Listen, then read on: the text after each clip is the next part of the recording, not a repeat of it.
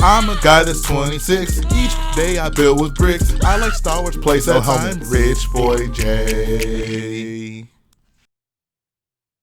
Hello boyos, Rich Boy J here back with another video, and this is going to be a long-awaited episode of the minifigure wall series. Yes, we are back to collecting every LEGO Star Wars minifigure. This does include the rare minifigures such as the Cloud City Boba Fett, as well as the Chrome Gold C-3PO. This does not include those one-off, very exclusive figures like the Boba Fett made of solid gold. We're not gonna go for those, but this has been over a year in the making. I know I made, I guess, not really a promise to you guys, but I did say in my 2021 year-end review that I was going to make an effort to actually be doing these minifig wall updates, considering that I went the entirety of last year without doing one. So enough blabbering, let's go ahead and get to what you guys wanted to see. Our first group of figures right here include, like I said, 3 of those buildable droids. First up, we have the PK4 droid. This comes from the 2014 MTT set, a set that I feel gets a lot of unnecessary flack. If the 2007 one hadn't existed, I think that the 2014 one would be a very good set in people's opinion. Like, I don't think it's a bad MTT by any means. I think aesthetically it actually has a lot of benefits over the 2007 one. I think it just looks more accurate, but obviously it's not packed full of play features like the old one. It can't hold over 20 droids like the old one, so of course that means it has to suck because it's not from my childhood. Either way, yeah, we got the PK4 droid here. Pretty simple design, honestly. It's using the standard battle droid torso in white, some of those like 1x1 plates with like the claw/teeth sticking out of it for the feet, normal battle droid arms, skeleton arm for the head with one of those, I don't even know what you call this piece, but I don't know, it's typically used for lights and stuff like that. Honestly, not really too much to say about this droid. I'm gonna be honest, it's not something that I really even remember from the movies. I'm probably gonna pull up a photo here to show you guys what it actually is supposed to look like, and then you can be the judge as to whether or not LEGO did a good job at recreating it here as a buildable figure. Next up, we have a holocron droid. This is, as far as I know, not something that is canon, but it came in the 2013 New York Toy Fair promotional set. That was like the holocron set that came with like the Clone Wars style Yoda. Super expensive set to find nowadays too. It's kind of one of those ones that I think go under the radar. I don't think a lot of people are actively hunting for it because there's nothing really exclusive in the set, but the set, you know, with the box sealed up, it's gonna cost you a pretty penny given that it, you know, was exclusive to New York Toy Fair back in 2013.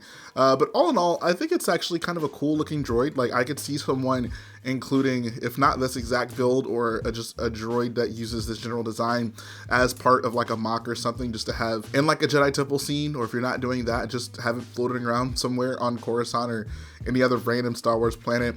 So I do like this. I think that the color scheme is good enough. Dark blue is one of my favorite LEGO colors, so I never mind seeing it incorporated into builds like these, and it looks Star Warsy enough. So I give LEGO enough credit for this. He does also have like a trans dark blue 1x1 round tile, kind of the like eyeball or sensor of the droid. But yeah, it looks good enough. Not really too much to say about it.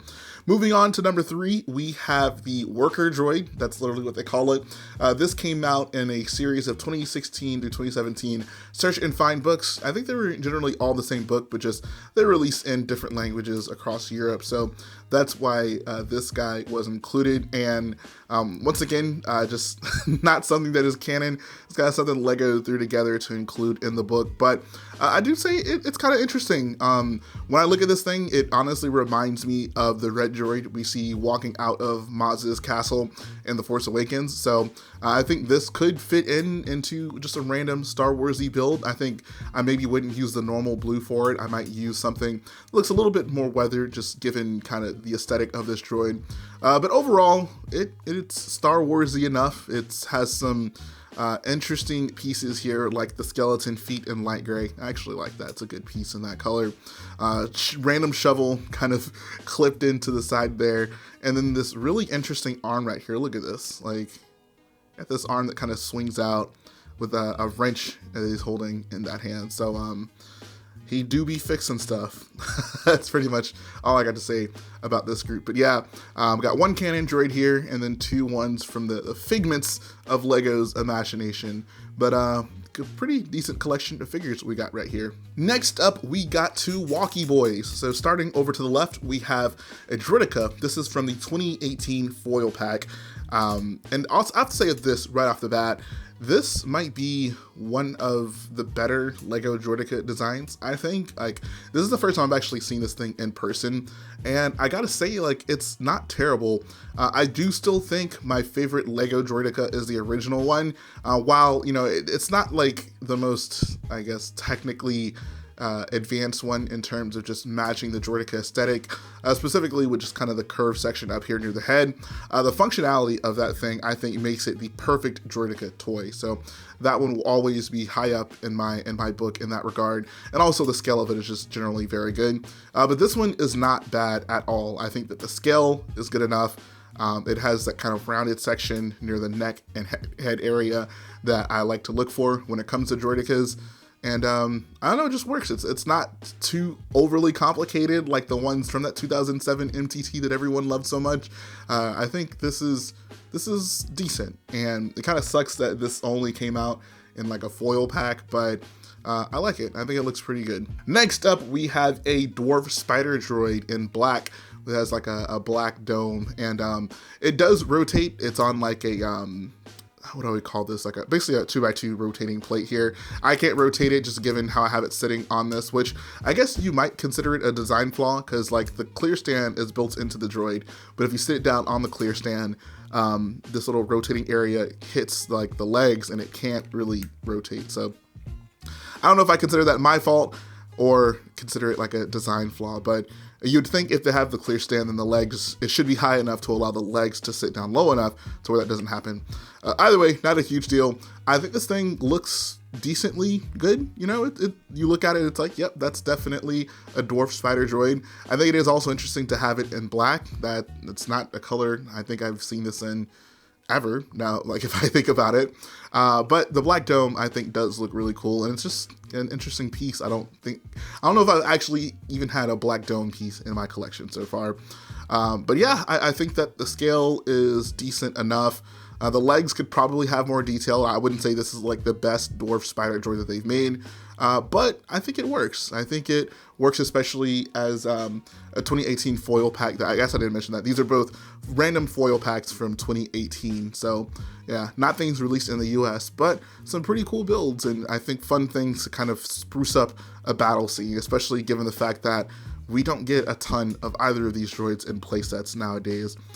So yeah, I think both of these are nice canon additions to my minifig wall. And finally, we have two minifigures. Yes, two actual Lego minifigures. Starting off on the left side, we have a First Order Stormtrooper Squad leader as designated by the white pauldron right here. But this is the one with a pointed mouth. Now, this guy came out in the 2017 First Order Star Destroyer. And I guess before I just start assuming that you guys know exactly, you know, the difference between this and the original version. For starters, there is a difference, a very slight difference between the Stormtroopers in The Force Awakens and those in The Last Jedi. The Last Jedi switched up the helmet specifically with the frown area, just made it more pointed, and it's actually a change that I fully embrace. I think that this is my preferred version of those First Order Stormtroopers.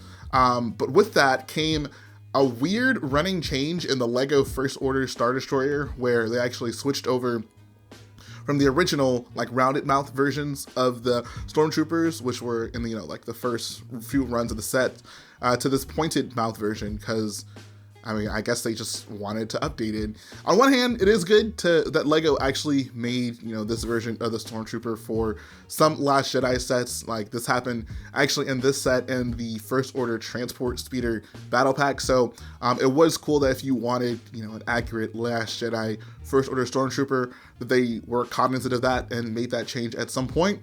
The annoying part of it is, you know, it just creates more variants that you have to go out and collect. The way I actually got this figure was I didn't go out and just buy the complete figure, because I think people are just charging maybe more for it than was necessary for me to pay. All you really need is the pauldron if you have any of the pointed mouth stormtroopers, and given the amounts of First Order transport speeder battle packs, I had plenty of these guys. So I just bought the pauldron by itself. It cost me maybe like $3 or $4, slapped it on one of the mini pointed mouth stormtroopers that I have, and I was good to go. So worked out pretty well. Not really too much else to say about this figure, other than that I love the Lego First Order stormtrooper design. I think that they really knocked all the First Order troops out of the park the first go around, and I think Lego could just never update this figure and it would still be awesome. So yep, that works out for me. Next up, we have Biggs Darklighter with hair. Yes, that's what it's called. Biggs Darklighter, in parentheses, hair. This was in a 2019 through 2020 series of books that I'm not even going to try to pronounce the names of because they are not in English. But this is kind of just like an extra minifig that they threw in there. And this is the same Biggs Darklighter from the not most recent X-Wing, but the one before it, the one with the dual molded helmets. But it does not come with the helmet. It instead just comes with hair. So I don't know how I feel about that. I think that, you know, if you're going to include Biggs, like he's a pilot, include his helmet. I think that just makes sense. But, you know, I guess if you just wanted a cheap Biggs and you didn't care about the dual molded helmet, then I don't know, maybe you do prefer him just in his normal day-to-day outfit. Well, it's not his day-to-day outfit. His normal day-to-day outfit from neck up, I guess. I don't know where I'm really going with that. But one thing that is never a bad thing is to add more Rebel pilots to your collection. I love this Rebel pilot outfit. This is the X-Wing style outfit, and it's just so detailed. It is just, I just love this figure so much. I never mind getting more and more of these in my collection, except when they come in a snowspeeder or some other Hoth-based set. They should not be included in those. But other than that, pretty cool figure. Like I said, I would have preferred to see the helmet with it, just because, you know, it only came in that X-Wing set, and that was kind of an expensive X-Wing, so it would have been nice to get that helmet elsewhere. But it is still a good figure nonetheless. So I guess if, you know, you want to look at it as a positive way, like those people who bought those X-Wing, Lego wasn't trying to sabotage the X-Wing by putting Biggs' helmet in some random book.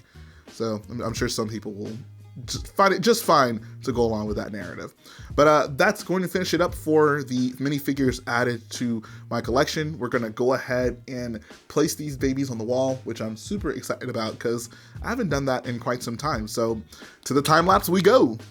Got death sticks in my Java juice, cause every time I wake up in the morning, I got murder on my mind. Count Dooku cut my hand off, he won't get away this time. And killing the defenseless ain't the way of the Jedi. But she told me to do it, I got murder on my mind. I got murder on my mind. I got murder on my mind. I got murder on my mind. I got murder on my mind. I got murder on my mind. I got murder on my mind. I got murder on my mind.